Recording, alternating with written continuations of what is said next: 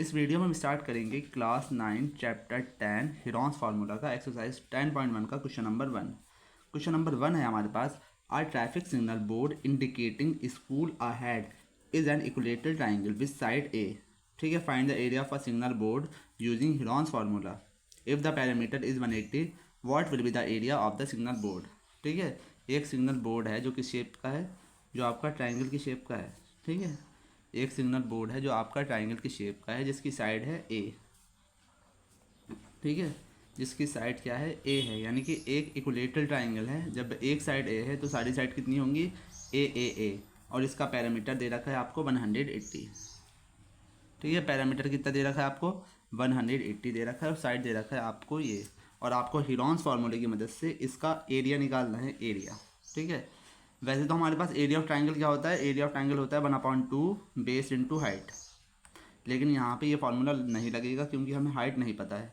जब भी हमें 3 साइड पता होती हैं तो उसमें लगाते हैं हीरोन्स फार्मूला। ठीक है, हीरोन्स फार्मूला भी क्या होता है, हीरोन्स फार्मूला होता है इस तरह से, area of triangle equal to क्या होता है, एस।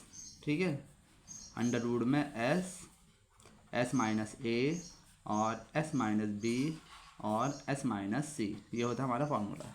इसके लिए हमें एस पता होना चाहिए और ए बी और सी पता होना चाहिए। ए बी सी तो हमारी 3 साइड होती हैं। एस होता है सेमी पैरामीटर, यानी पैरामीटर का हाफ। ठीक है, एस होता है हमारा सेमी पैरामीटर, या तो इनको प्लस करके 2 से डिवाइड कर देंगे, या फिर डायरेक्ट अगर पैरामीटर दे रखा होगा तो डायरेक्ट 2 से डिवाइड कर देंगे। सबसे पहले हमें क्या दे रखी है, साइड। ठीक है, पहले यहाँ पे हम साइड की वैल्यू निकाल लेते हैं। साइड क्या दे रखी है हमें साइड दे रखी है आपकी, साइड दे रखी है ए, और पैरामीटर कितना दे रखा है, पैरामीटर दे रखा है आपको 180। तो पैरामीटर का फार्मूला क्या होता है, parameter equal to sum of all side, यानी कि जितनी भी साइड है उनका सारा सबका सम। पैरामीटर दे रखा है आपको 180। ठीक है, सम ऑफ ऑल साइड यानी कि सारी साइड कितनी है, ए प्लस ए, यानी कितना हो जाएगा आपका 3a। ठीक है, ए इधर मल्टीप्लाई में है, इधर आने के बाद 3 मल्टीप्लाई में, 3 इधर आने के बाद हो जाएगा डिवाइड में। इसकी यहाँ कटिंग कर देंगे, 3 1 3 3 6 18, तो ए आ जाएगा आपका 60। ठीक है, ए कितना आ जाएगा आपका 60।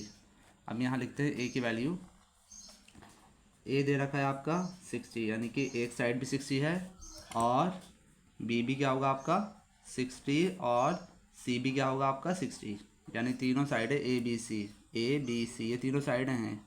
यहाँ पे ए था, इस वजह से इस तरह से लिख दिया। वैसे एक साइड ए होती है, एक साइड बी होती है और एक साइड सी होती है। ठीक है, तो सेमी पैरामीटर मतलब होता है पैरामीटर का हाफ। एस इक्वल टू क्या होता है, ये पैरामीटर है, इसका डायरेक्ट हाफ कर देंगे, 1/80/2, यानी कि कितना हो जाएगा आपका 90। ऐसा आ गया हमारे पास ए बी सी। ठीक है, इसमें तीनों ए बी सी सेम है, इस वजह से यहाँ ए लिख दिया था। एक साइड ए होती मानते, एक साइड को बी मानते, एक साइड को सी मानते हैं। तो सबसे पहले एस कितना है हमारा 90, उसके बाद एस कितना है 90 माइनस ए है 60, फिर एस कितना है 90 माइनस ए, बी भी कितना है 60, फिर एस कितना है 90 और सी भी कितना है 60। ठीक है, इस पर लगाएंगे अंडर रूट। अब इसको माइनस करेंगे, 90 में से 60 माइनस करें तो बचे आपके 30। ठीक है, ब्रैकेट का मतलब होता है मल्टीप्लाई। फिर 90 में से 60 माइनस करें तो बचे 30, फिर 90 में से 60 माइनस करें तो बचे आपके 30। ठीक है, चैप्टर आपका सबसे इजी चैप्टर है बुक में से, एक और है, उसके बाद ये चैप्टर बहुत इजी है। अब हमें रूट से बाहर निकालने के लिए पेयर चाहिए। ये 2 के पेयर बन रहे हैं, इसका पेयर नहीं बन रहा है, तो हम इसको 90 को कैसे लिख सकते हैं, 3 इंटू 30। 90 को लिख सकते हैं 3 इंटू 30, और बाकी 30 एज इट इज़, 30 इंटू 30। ठीक है, रूट से बाहर निकालने क्या करेंगे, 2 30 में से एक 30 बाहर आ जाएगा, इस 2 पेयर में से एक पेयर बाहर आ जाएगा, और एक क्या बचा हमारे पास 3 का कितना हो जाएगा 900 और √3। ठीक है, ये हो गया आपका आंसर।